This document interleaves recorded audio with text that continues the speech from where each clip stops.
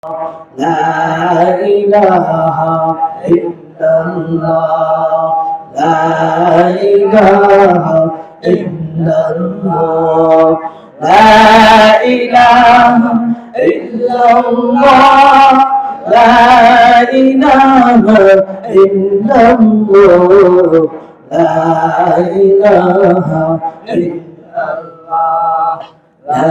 إله إلا الله لا إله إلا الله لا إله إلا الله لا إله إلا الله لا إله إلا الله محمد رسول الله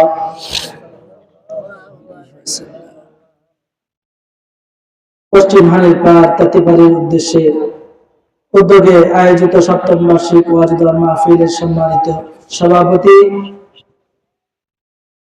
আমন্ত্রিত হযরত উলামায়ে কেরাম,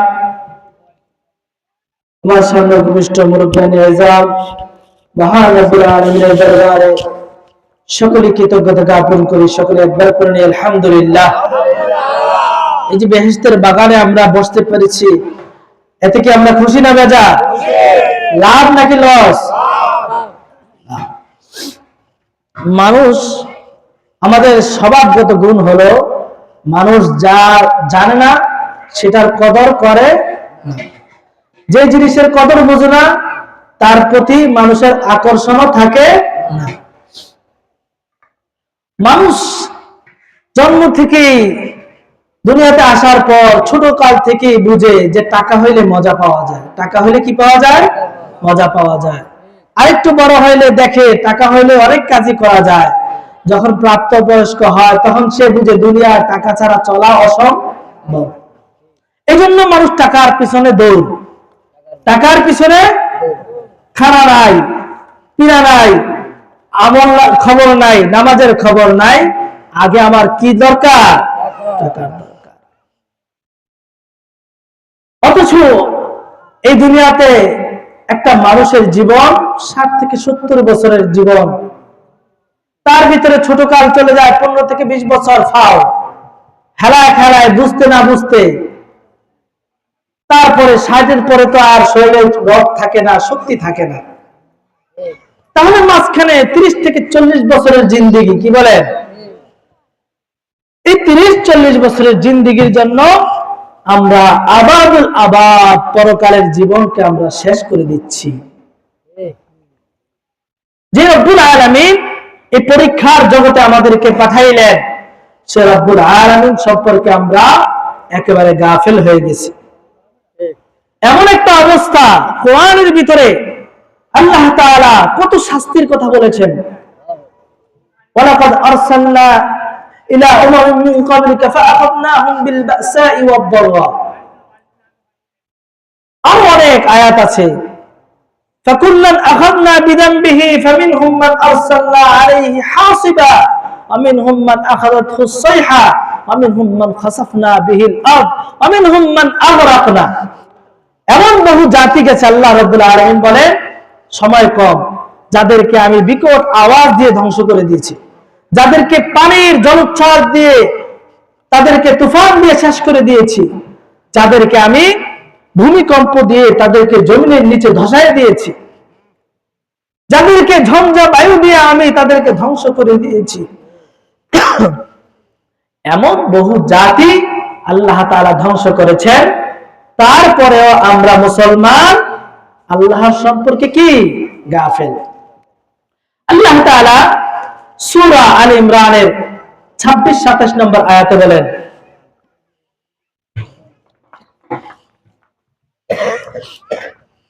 قل اللهم مالك الملك تؤتي الملك من تشاء وتنزع الملك ممن تشاء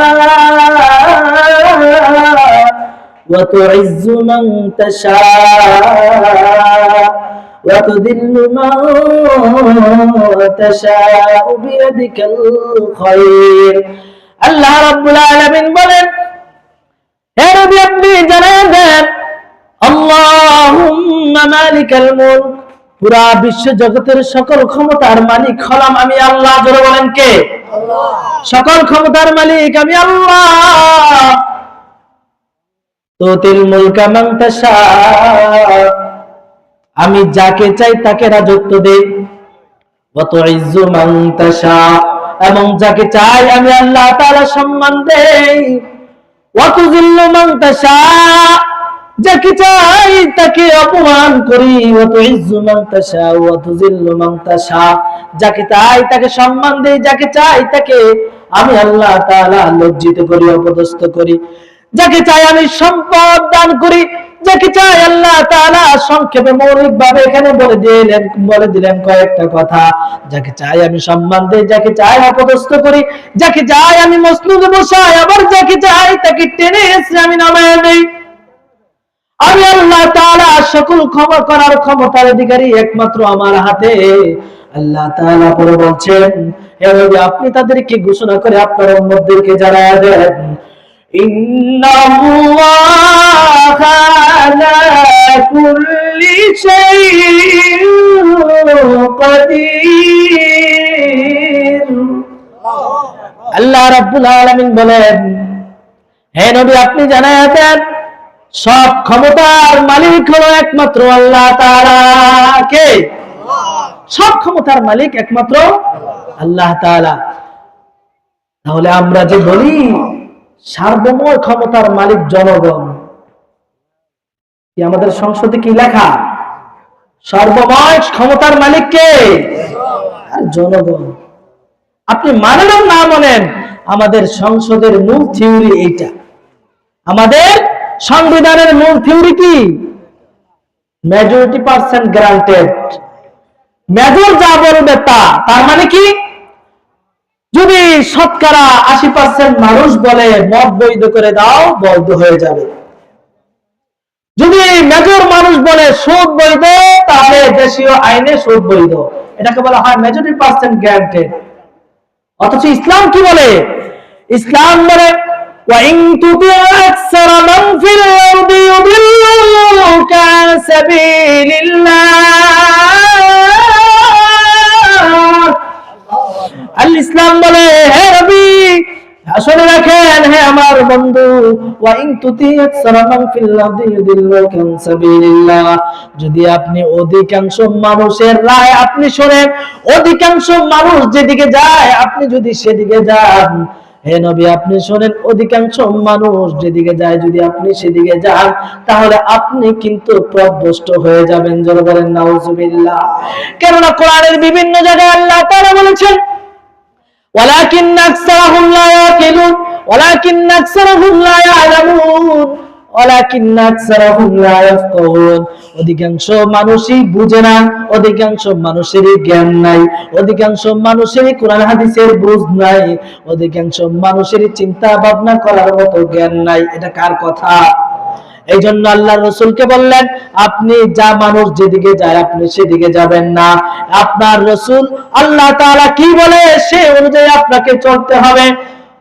وَمَا يَنطِقُ عَنِ الْهَوَى إِنْ هُوَ إِلَّا وَحْيٌ يُوحَى।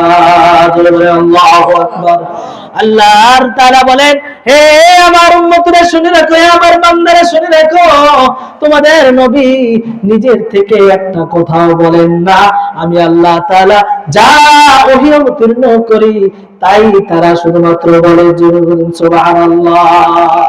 এই কালামে জিন্দা কোরআনে হাকীম, হিকমতে উলায়া জারসতু কাদিম, জামিউল ইলমি ফিল কোরআনে হাকীম, তাকাসার আনহু আফহামুর রিজালি, বাকা কোরআন কালামুল্লাহ বসুনু, কাদিমাস্তি কাদিমাস্তি নাইরু। বলেন সকল ক্ষমতার মালিক কে? ঈমান ঠিক করতে হবে, সকল ক্ষমতার মালিক কে? আমাদের সুখ দেয় কে?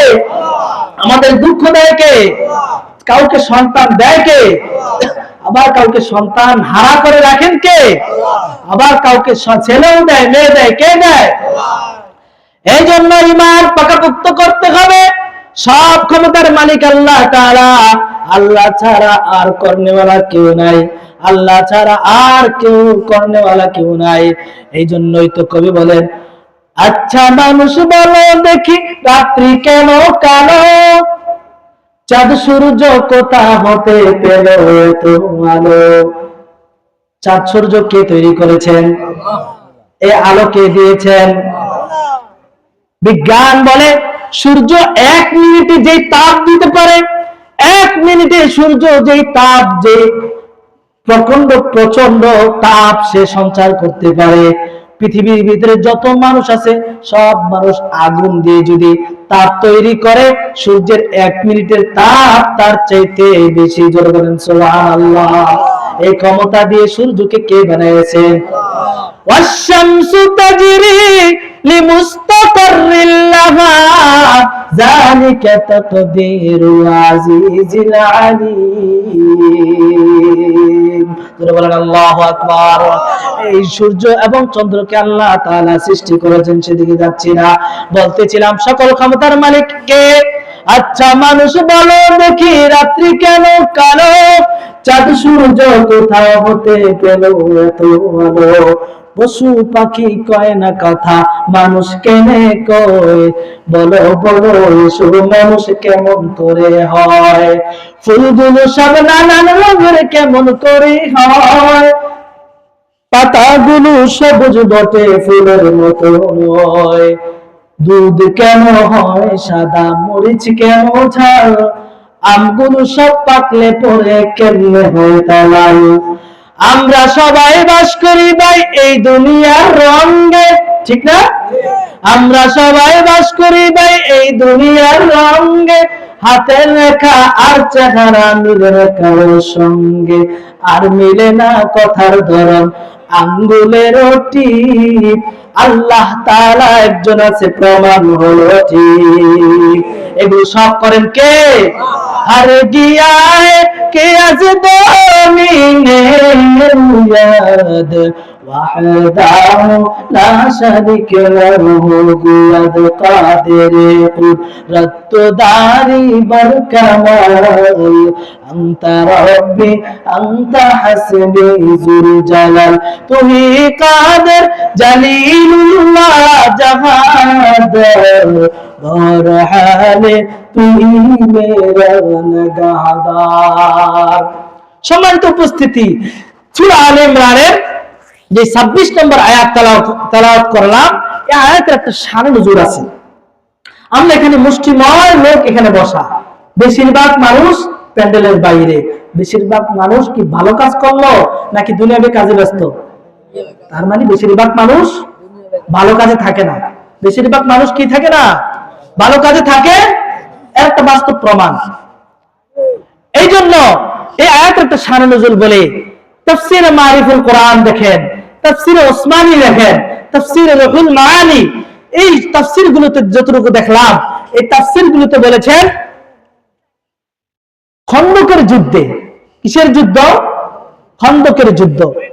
রাসূল সাল্লাল্লাহু আলাইহি ওয়াসাল্লাম দেখলেন এই খন্দকের যুদ্ধকে বলা হয় আহজাবের যুদ্ধ, সম্মিলিত যুদ্ধ। কিসের যুদ্ধ? অর্থাৎ মুসলমানদের বিরুদ্ধে। কাদের বিরুদ্ধে?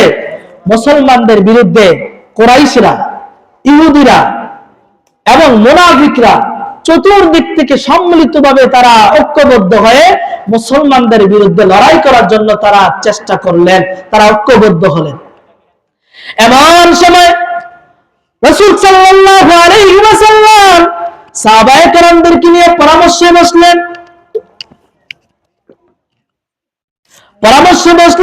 যে কি করা যায়, এত বিশাল বাহিনী, চতুর্মুখী ষড়যন্ত্রের বিরুদ্ধে কিভাবে আমরা যুদ্ধ করব, কি করা যায়। এমন সময় বিভিন্ন সাহাবায়ে কেরাম বিভিন্ন পরামর্শ দিলেন। পরামর্শের এক পর্যায়ে বর্তমান ইরান পারস্যের অধিবাসী তৎকালীন সময়ের সালমান ফারসি রাদিয়াল্লাহু তাআলা আনহু তিনি একটা পরামর্শ দিলেন, ইয়া রাসূলুল্লাহ, ইয়া হাবিবাল্লাহ, আমাদের পারস্যে ইরানে যদি যুদ্ধের জন্য কোন দল যুদ্ধের জন্য যদি তারা অক্ষম মনে করে, নিজেদেরকে স্বয়ং সম্পূর্ণ মনে না করে, তখন নিজেদেরকে রক্ষা করার জন্য আমাদের দেশে আমরা করি কি, আমাদের চতুর্দিক থেকে, আমাদের অধিবাসের চতুর্দিক থেকে আমরা পরীক্ষা খনন করি, গর্ত খনন করবে, যাতে করে তারা ঘোড়া দিয়ে ডিঙ্গিয়ে আমাদের দেশে প্রবেশ করতে না পারে। রাসূল সাল্লাল্লাহু আলাইহি ওয়াসাল্লাম তার এই পরামর্শটাকে গ্রহণ করলেন। লম্বা ঘটনা যখন নাকি রাসূল সাল্লাল্লাহু আলাইহি ওয়াসাল্লাম এই পরামর্শকে গ্রহণ করে নিলেন, পরামর্শ গ্রহণ করে সাহাবায়ে কেরামদেরকে নিয়ে তিনি সিদ্ধান্ত নিলেন, আমরা সরাসরি যুদ্ধে কাফেরদের সাথে যাব না, আমরা করব কি, আমাদের মদিনার চতুর্দিক থেকে আমরা পরীক্ষা খনন করব, গর্ত খনন করব, যাতে করে তারা আমাদের মদিনায় আক্রমণ করতে না পারে। আল্লাহর রাসূল সাল্লাল্লাহু আলাইহি ওয়াসাল্লাম 10 জন সাহাবীকে 40 হাত গর্ত করার জন্য এভাবে ভাগ করে দিলেন। আল্লাহর রাসূল সাল্লাল্লাহু আলাইহি ওয়াসাল্লাম নিজেও একটা গ্রুপের 10 জনের একজন হয়ে গেলেন। জোরে বলেন সুবহানাল্লাহ। এইজন্য আমাদের নেতারা আমাদেরকে শিখায়, নিজে কাজ করো, নিজের কর্মী দিয়েও কাজ করাও। কথা বলেন ঠিক না ঠিক? নিজে মসজিদে বসে বসে কর্মীদেরকে দিয়ে লাগায় দিয়ে মারি খাওয়ানো, এটা আমাদের শিক্ষা না। বলতেছিলাম আল্লাহর রাসূল সাল্লাল্লাহু আলাইহি ওয়াসাল্লাম পরীক্ষা খনন করার কাজে সকলকে লাগায়া দিলেন। এক জায়গায় পরীক্ষা খনন করতে গিয়ে, গর্ত খনন করতে গিয়ে দেখলেন একটা বড় পাথর পড়েছে। সাহাবায়ে কেরাম সেই পাথরকে বিদীর্ণ করতে ভাঙতে পারতেছিল না। এমন সময় সালমান ফারসি রাদিয়াল্লাহু তাআলা আনহুর মাধ্যমে রাসূল সাল্লাল্লাহু আলাইহি ওয়াসাল্লামের কাছে খবর পাঠালেন, ইয়া রাসূলুল্লাহ, ইয়া হাবিবাল্লাহ, বড় এক পাথর আমাদের মাটির নিচে পড়েছে, যেটাকে আমরা সরাতে পারছি না। রাসূল সাল্লাল্লাহু আলাইহি ওয়াসাল্লাম সরজমিনে চলে আসলেন। চলে এসে রাসূল সাল্লাল্লাহু আলাইহি ওয়াসাল্লাম নিজেই কুঠার হাতে নিয়ে তিনি নিজেই আঘাত করতে জন্য প্রস্তুত নিলেন। প্রথম যখন আঘাত করলেন, রাসূল সাল্লাল্লাহু আলাইহি ওয়াসাল্লাম পরে বর্ণনা করেন, আমি যখন প্রথম আঘাত করলাম, প্রথম আঘাতের সাথে সাথে একটা বিজলি আলো রশ্মি এটা ছটকায় বের হয়ে আসলো। সেই আলোতে আমি দেখলাম তৎকালীন সময়ে বড় পরাশক্তি ছিল রোম এবং পারস্য। তৎকালীন সময়ের বড় পরাশক্তি ক্ষমতাধর দেশ ছিল কারা? রোম এবং পারস্য। বর্তমান ইরান, এই অঞ্চলে যে যাদের ক্ষমতা ছিল, আর রোম মানে বর্তমান ইতালি সহ তুরস্ক সহ বিশাল অঞ্চল, এই অঞ্চলকে নিয়ে রোম তাদের রাজত্ব ছিল। সেই সময়ের পরাশক্তি তারা। বর্তমানে যদি বাংলাদেশ অথবা এর চেয়ে কোনো নিম্ন কোনো রাষ্ট্র বলে আমি আমেরিকার সাথে যুদ্ধ করব, মানুষ হাসবে না?